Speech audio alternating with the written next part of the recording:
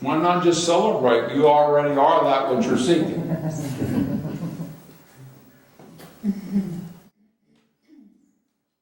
This is it.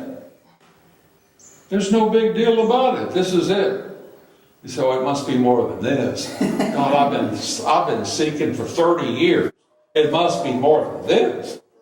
No, this is it. This is what you've been seeking. You already are that which you're seeking.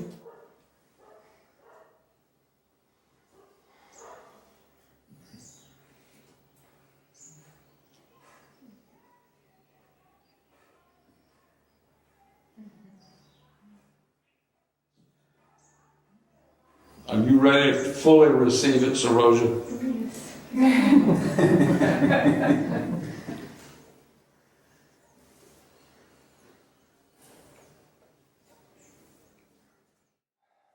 So what are we looking for? We're looking for the self. That's looking for love. In America, there used to be a song. Looking for love in all the wrong places.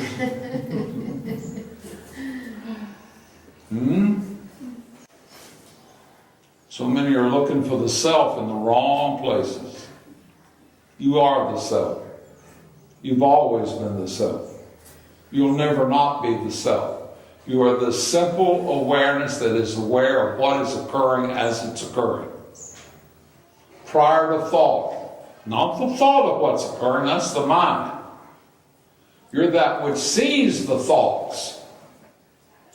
You're that which observes and knows when the thoughts are coming up, all of your likes and your dislikes, everything is going on. Everything is going on. You're the awareness that sees all of that. And that's with you right now. You can see it right now if you just look. That's all you have to do. That's all it is to it. You have to stay with the process. You have to practice the process. This holds true with all of us. This is just the way it works. Now, on one hand, it's the easiest thing there is because that's what we all are. This is what we all always already are. So it's the easiest thing in the world. Or let's say it's the easiest thing out of the world. You with this? But on the other hand, it seems to be so difficult. And why does it seem to be difficult? Because of the habit that is so strong and is so long held of identifying with the body and the mind as the body-mind is who we are. It's identifying with what we're not as though that's what we are. If we cease identifying with what we are not, as though that's what we are, we're free. Cease identifying with what we're not, and abide in the awareness that we are. Now the process is inquiry. You have to stay with the inquiry. Everything is consciousness. Consciousness is energy. Energy focused as awareness is realization. Consciousness focused on the world as thought is people, places, things, events, and situations, which is the world. The world of time and space. You must see the difference. Make the distinction. See the difference between the I that you think you are and the pure awareness which you actually are. And in seeing the difference, make the choice to live in the awareness by continually surrendering your sense of I to the awareness, or, which is the higher power, which is God, the I am, the pure I am that we all are, but for first person singular, the I am that I am. Just like Moses' realization on Mount Sinai. The I am that I am. Either that, surrendering to the higher power, or inquiring into the pure awareness itself by following the sense of I inward to its origin and see for yourself if you can locate it. Because when you start searching for it, it's going to disappear. Bhagavan uses the analogy of the uninvited guest at the wedding feast.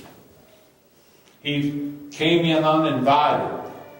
The guests, the family members of the groom thought he was from the bride's side, and the bride's family thought he was from the groom's side, and he was making a nuisance of himself, and so they started inquiring to see who he was, and he disappeared. Just get the analogy. That's the ego. That's the uninvited guest. That's who we think we are. That's not who we are. You get it? You see the analogy and how it works? Identifying with that which we're not as though that's who we are. We are the pure awareness that is infinite and eternal. It has always been.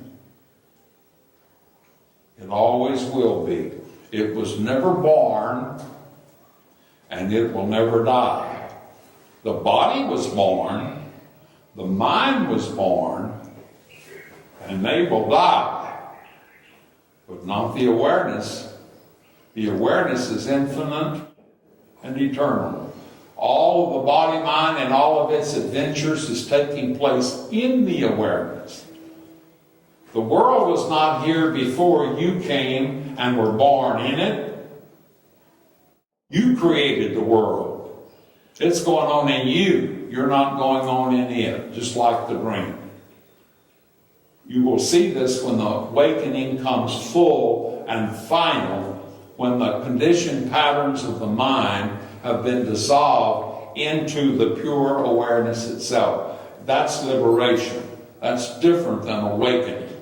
Awakening happens, and then liberation comes when the sense of I is no more, because there's no longer a mind giving rise to a sense of I, and all that remains is the pure I am.